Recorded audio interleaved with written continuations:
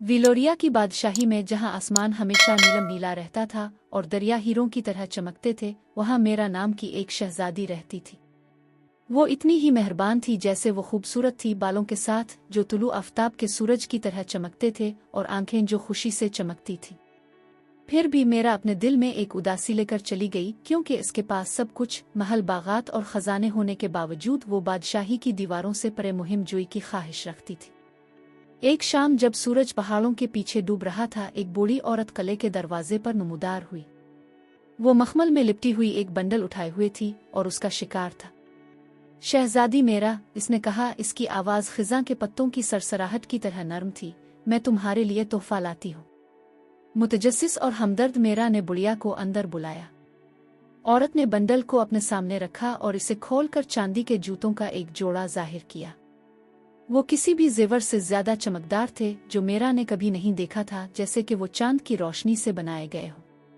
ये जूते, औरत ने सरगोशी की, आपको जहां आपका दिल चाहेगा ले जाएंगे, लेकिन याद रखें हर कदम एक इंतखाब के साथ आता है।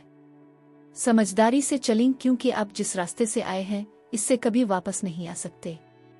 पुरजोश लेकिन मोहतात मेरा ने जूते अपने पांव पर फिसलाए। फौरी तौर पर इसने एक खिंचाव महसूस किया, जैसे हल्की हुआ का झोंका इसे आगे बढ़ा रहा हो।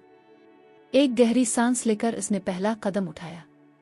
पलक झपकते ही मेरा ने अपने आप को एक सरसब्ज और शादाब जंगल में खड़ा पाया, जो परिंदों के गीत और जंगली फूलों की खुशबू से भरा हुआ था। वो अपने आसपास की खूबसूरती को लेकर खुशी से हंस पड़ी। जूते इसे एक ऐसी दुनिया में ले आए जिसका इसने कभी तसव्वुर भी नहीं किया था। लेकिन जैसे जैसे वो गहराई में भटकती गई, वो एक दौराहे पर आ गई। एक रास्ता सुनहरी दरख्तों से जड़ा हुआ था, जो एक दूर दराज चमकते शहर की तरफ जाता था। दूसरा तंग और समेटता हुआ धुंधले पहाड़ों में गायब हो रहा था। जूते नरमी से चमक रहे थे, जैसे इसके फैसले का इंतजार कर रहे हो। मेरा ने पहाड़ी रास्ते का इंतखाब किया। हर कदम के साथ जूते हल्के होते गए और मेरा का दिल मजबूत होता गया। वो ऊपर से ऊपर चढ़ती गई, यहाँ तक कि वो चोटी पर पहुंच गई, जहां आसमान जमीन से मिला।